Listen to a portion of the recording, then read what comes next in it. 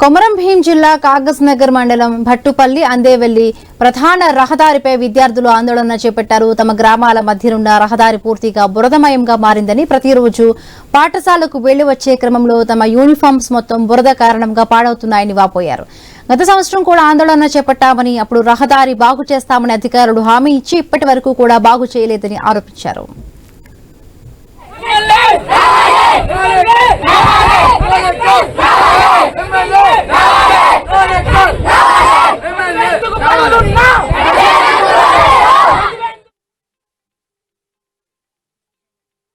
ఆటోలో వెళదామన్న ఆటో వాళ్లు కూడా బురదమయమైన రహదారి కారణంగా రావడం లేదని, దీంతో బురదమయంగా ఉన్న రహదారిపై నుంచి వెళ్లాలంటే ఇబ్బందిగా ఉందని అన్నారు.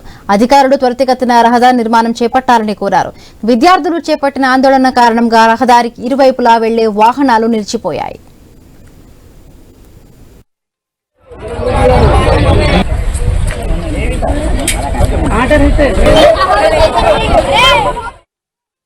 సంవత్సరాల నుంచి ఇదివరకు నేను ప్రయాణిస్తున్నాను. వర్షాకాలం వచ్చిందంటే చాలు భట్పల్లి అండవల్లి గ్రామాల మధ్యలో ఉన్న మట్టి రోజు మొత్తం బురదమయంగా మారిపోతుంది. ఈ ప్రాంతంలో నుంచి ప్రయాణించే టీచర్లు కూడా చాలా సార్లు బైక్ల పైన కింద పడడం జరిగింది. నేను వెళ్తూ ఉంటే చూస్తూ ఉంటాను.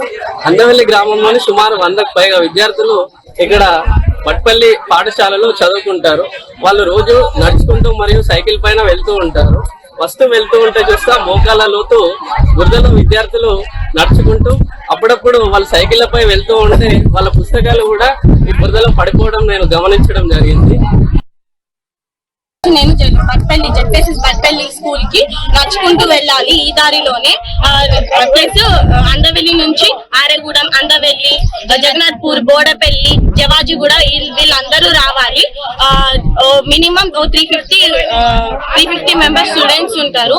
దీనివల్ల స్ట్రెంత్ కూడా తగ్గుతుంది. బురద వల్ల మేము స్కూల్ కి కూడా వెళ్ళలేకపోతున్నాము. ఇలా సరిగ్గా స్కూల్ కి కూడా వెళ్ళలేకపోతున్నాం. ఇలా అని మా చదువు కూడా ఆగిపోతుంది. మాకు చదువు కూడా రాదు. ప్లీజ్ దీన్ని ఎవరైనా అధికారులు, ఎమ్మెల్యే గారు డాక్టర్ పాల్వాయి హరీష్ బాబు గారు, అంతకుపోయినసారి ఎమ్మెల్యే గారు కోనేరు కోనప్ప గారు